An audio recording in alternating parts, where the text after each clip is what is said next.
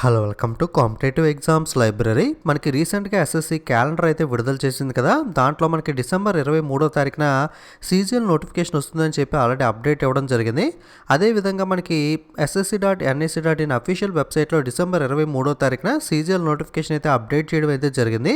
ఒకసారి CGL notification details చూసినట్లయితే మనకి సీజీఎల్ అంటే కంబైన్డ్ గ్రాడ్యుయేట్ లెవెల్. ఇది మనకి గ్రాడ్యుయేట్ లెవెల్ ఎగ్జామినేషన్ అంటే డిగ్రీ క్వాలిఫికేషన్ మీద అయితే ఈ నోటిఫికేషన్ ఎవ్రీ ఇయర్ కూడా ఎస్ఎస్సి స్టాఫ్ సెలక్షన్ కమిషన్ అయితే విడుదలవుతూ వస్తుంది. ఓకే, దీనికి సంబంధించి ఆన్లైన్లో మనకి అప్లై చేసుకోవడానికి ఆల్రెడీ డిసెంబర్ 23వ తారీఖు నుండి లింక్ అయితే యాక్టివేట్ అవ్వడం జరిగింది.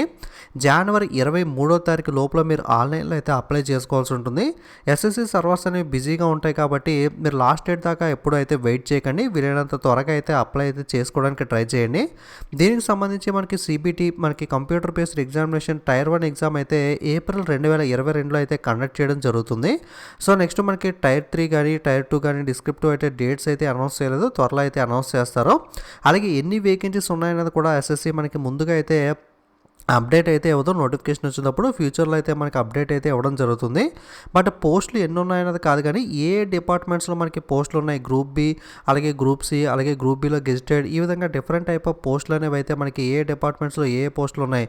మనకి ministry of railway assistant section officer ASO jobs కూడా ఇందులో ఇంక్లూడ్ చేయడం అయితే జరిగింది. ఓకే, ఈ విధంగా మనకి డిఫరెంట్ టైప్ ఆఫ్ పోస్టులు ఏ డిపార్ట్మెంట్లో ఏ పోస్టులు ఉన్నాయనేది అయితే మీరు చెక్ చేసుకోవచ్చు. సో పోస్ట్ వైజ్గా మనకి ఏజ్ లిమిట్ అయితే మారడం అయితే జరుగుతుంది. కొన్ని పోస్టులకి అయితే 18 to 30, కొన్ని పోస్టులకు అయితే 20 to 30, అలాగే కొన్ని పోస్టులకు సంబంధించి గ్రూప్స్ ఏవైతే ఉన్నాయో వీటికి సంబంధించి 18 to 27, ఈ విధంగా different type of age limits అయితే ఇందులో ఇవ్వడం అయితే జరిగింది.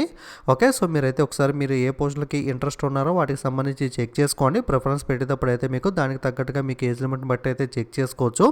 సో ఇండియన్ సిటిజన్స్ ఎవరైనా సరే దీనికి అప్లై చేసుకోవచ్చు. ఏజ్ విషయానికి వచ్చేసరికి మీకు 1/1/2022 నాటికైతే క్యాలిక్యులేట్ చేసుకోవాలి. ఇందాక మనం ఆల్రెడీ చూసాం కదా, కొన్ని పోస్టులకు 18 to 27, కొన్ని పోస్టులకు 20 to 30, కొన్ని పోస్టులకు 18 నుండి 30, కొన్ని పోస్టులకు 18 నుండి 32, ఈ విధంగా ఇవ్వడం జరిగింది. ఎక్స్క్లూజివ్ డేట్ ఆఫ్ బర్త్ బార్డర్లో ఉన్న వాళ్ళకి ఇక్కడ మెన్షన్ చేశారో ఒకసారి మీరైతే చెక్ చేసుకోవచ్చు. అప్రైజ్ రిలాక్సేషన్ అయితే ఇక్కడ మెన్షన్ చేసిన ఏజ్ లిమిట్ ఏదైతే ఉందో 18 to 27, ఈ విధంగా 18 to 30 ఉంది కదా, దానికి అదనంగా ఎస్సీ ఎస్టీ వాళ్ళకి +5 అంటే 27 ఉంటే 18 to 27, 27 + 5 27 + 5 దాకా ఎస్సీ ఎస్టీ వాళ్ళు అప్లై చేసుకోవచ్చు. ఓబీసీ వాళ్ళు అయితే 27 + 30, ఈ విధంగా మీరు అప్రైజ్ రిలాక్సేషన్ అయితే పొందొచ్చు. అలాగే పీడబ్ల్యూ అన్రిజర్వ్డ్ క్యాండిడేట్స్కి అయితే +10 దాకా కూడా ఏజ్ రిలాక్సేషన్ అయితే ఉంటుంది. ఇంకా మిగతా కేటగిరీ వాళ్ళు ఎవరైనా ఉంటే కనుక ఒకసారి మీరు ఏజ్ లిమిట్ అయితే చెక్ చేసుకోండి. ఓకే, సో మనకి ఇందాక పోస్ట్ వైజ్గా ఆల్రెడీ చూసాం కదా, ఆ పోస్టులకు తదనంగా మనకి ఏజ్ లిమిట్ అయితే డిఫరెంట్ ఏజ్ లిమిట్స్ అయితే ఇవ్వడం అయితే జరిగింది.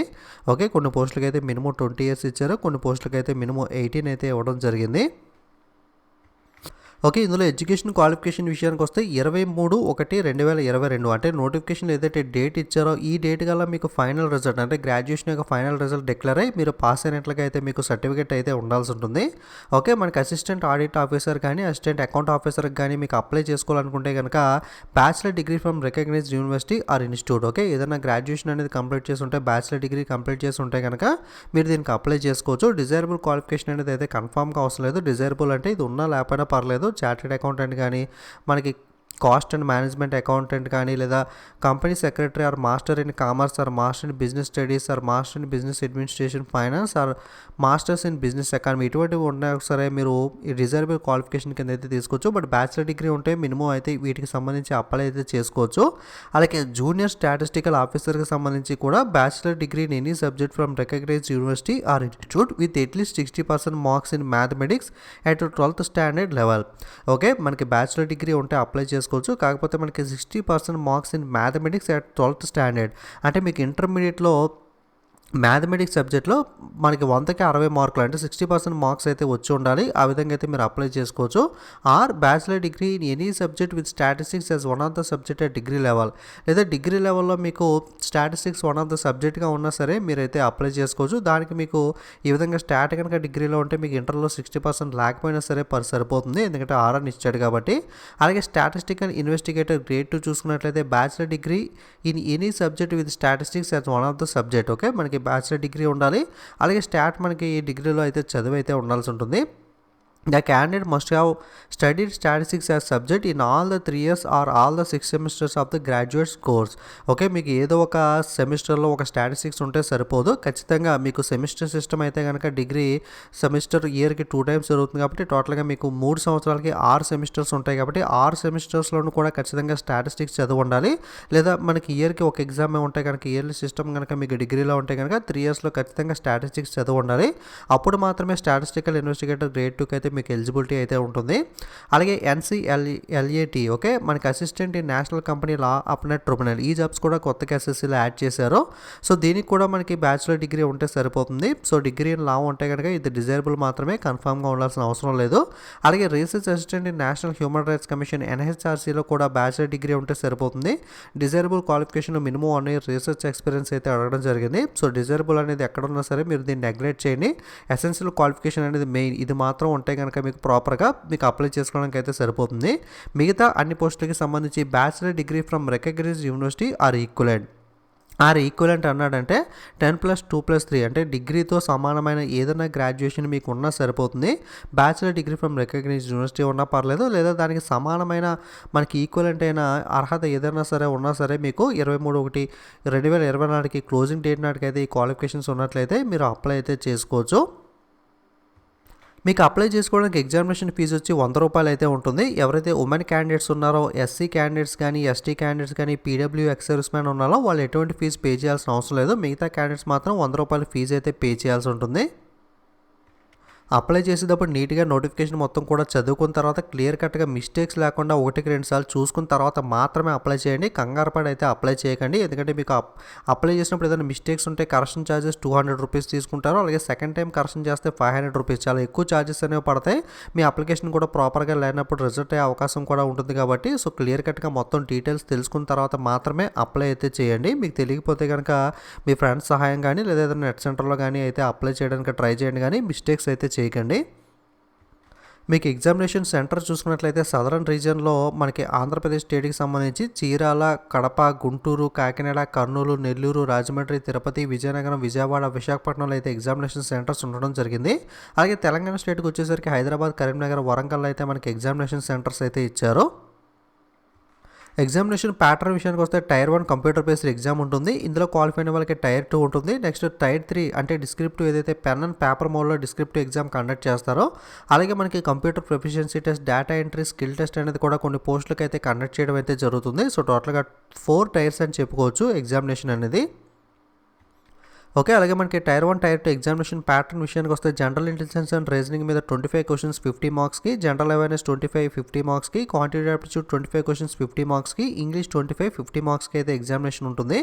1 అవర్ అయితే టైం ఉంటుంది. అలాగే పేపర్ 1లో మనకి చూసుకున్నట్లయితే టైర్ 2లో 100 క్వశ్చన్స్ క్వాంటిటేటివ్ ఎబిలిటీ మీద 100 క్వశ్చన్స్ 200 మార్క్స్కి మనకి 2 hours ఈచ్ పేపర్కి అయితే ఉంటుంది. పేపర్ 2లో ఇంగ్లీష్ లాంగ్వేజ్ కాంప్రహెన్షన్ మీద 200 క్వశ్చన్స్, అలాగే పేపర్ 3లో స్టాటిస్టిక్స్ మీద 100 క్వశ్చన్స్ 200 మార్క్స్, అలాగే మనకి పేపర్ 4లో జనరల్ స్టడీస్, ఫైనాన్స్ అండ్ ఎకనామిక్స్కి సంబంధించి 100 క్వశ్చన్స్ 200 మార్క్స్ అయితే టైర్ 2లో కండక్ట్ చేయడం అయితే జరుగుతుంది. సో పేపర్ మనకి ఇంగ్లీష్ మరియు హిందీ లాంగ్వేజ్లో మాత్రమే ఉంటుంది, తెలుగులో అయితే ఉండదు. టైర్ 1కి సంబంధించి నెగిటివ్ మార్కింగ్ వచ్చి మనకి 0.50, టైర్ 2కి సంబంధించి 0.25 అయితే నెగిటివ్ మార్కింగ్ అయితే ఉంటుంది. అలాగే పేపర్ 2లో ఇంగ్లీష్కి సంబంధించి 0.50 నెగిటివ్ మార్కింగ్. ఓకే, సో అలాగే పేపర్ 1, పేపర్ 3, పేపర్ 4లో కూడా ఈ విధంగా మీకు నెగిటివ్ మార్కింగ్ అయితే ఉంటుంది. మీకు ఏదైతే ఇందాక చెప్పిన టైర్ 2లో మనకి పేపర్స్ ఉన్నాయో పేపర్ 1, పేపర్ 2 అయితే కంపల్సరీ అన్ని పోస్టులకు సంబంధించి మీరైతే అటెండ్ అవ్వాల్సి ఉంటుంది. అలాగే పేపర్ 3 మాత్రం మనకి ఏదైతే జూనియర్ స్టాటిస్టికల్ ఆఫీసర్ JSO ఉందో వాళ్ళకి మాత్రమే, అలాగే మినిస్ట్రీ స్టాటిస్టికల్ ప్రోగ్రామ్ ఇంప్లిమెంటేషన్ ఇక్కడ మెన్షన్ చేసిన కొన్ని స్పెసిఫిక్ జాబ్స్కి మాత్రమే పేపర్ 3 అయితే ఉంటుంది. ఓకే, సో అలాగే పేపర్ 4 అనేది only those candidates who are shortlisted in tier 1 for paper 4 for the post of assistant audit officer, assistant account officer. ఈ పోస్టులకి షార్ట్ లిస్ట్ అయిన వాళ్ళకి మాత్రమే పేపర్ 4 అయితే ఉంటుంది. సో మ్యాక్సిమం మిగతా వాటికి అయినట్లయితే మనకి పేపర్ 1, పేపర్ 2 మాత్రం అన్ని పోస్టులకి కామన్గా అయితే ఉంటుంది. ఇది ఒకటి గమనించండి. అలాగే డిస్క్రిప్టివ్ వచ్చేసరికి పెన్ అండ్ పేపర్ మోడ్లో అంటే కొన్ని ఆన్లైన్లో మనకి కంప్యూటర్ బేస్డ్ మీద కూడా డిస్క్రిప్టివ్ అయితే కండక్ట్ చేస్తున్నారు కదా టైప్ చేసే విధంగా, అలా కాకుండా SSC మనకి పేపర్ మోడ్లో మాత్రమే, పెన్ అండ్ పేపర్ మోడ్లో మాత్రమే డిస్క్రిప్టివ్ కండక్ట్ చేస్తుంది. ఇందులో మనకి ఎస్ఏ కానీ, ప్రీసిస్ కానీ, లెటర్ అప్లికేషన్కి సంబంధించి క్వశ్చన్స్ అయితే మనకి 100 మార్క్స్కి అయితే మనకి కండక్ట్ చేస్తారు. 1 అవర్ అయితే టైం అయితే ఉంటుంది. ఇది కూడా ఇంగ్లీష్, హిందీ మాత్రమే లాంగ్వేజ్లో మాత్రమే అవైలబుల్ అయితే ఉంటుంది. నోటిఫికేషన్లో క్లియర్గా మనకి సిలబస్ డీటెయిల్గా ఎటువంటి చాప్టర్స్ అనేవి ఏ జనరల్ అవేర్నెస్ నుండి కానీ క్వాంటిటేటివ్ యాప్టిట్యూడ్ నుండి కానీ వస్తాయని చెప్పి క్లియర్గా ఇచ్చారో ఒకసారి మీరు నోటిఫికేషన్ అయితే చెక్ చేసుకోవచ్చు. నోటిఫికేషన్లో కింద మనకి యాంగ్జర్ 3Aలో క్లియర్గా స్క్రీన్ షాట్స్తో మనకి ఏ విధంగా అప్లై చేయాలి, ఎటువంటి ఆప్షన్స్ ఉంటాయని చెప్పి అన్నీ కూడా క్లియర్ కట్గా ఇక్కడైతే ఫిలప్ చేయడం అయితే జరిగింది టెంప్లెట్ అనేది. దీని ఒకసారి చెక్ చేసుకుని క్లియర్ కట్గా మిస్టేక్స్ లేకుండా మనకి ఈ విధంగా మీరైతే ఆన్లైన్లో అప్లై అయితే చేసుకోవడానికి ట్రై చేయండి. మిస్టేక్స్ అయితే చేయకండి కంగారు పడి. అలాగే ఫోటో సిగ్నేచర్కి సంబంధించి కూడా మనకి ఏదైతే డీటెయిల్స్ అనేవి ఇవ్వడం జరుగుతుందో ఆ విధంగానే మీరైతే అప్లోడ్ చేయండి.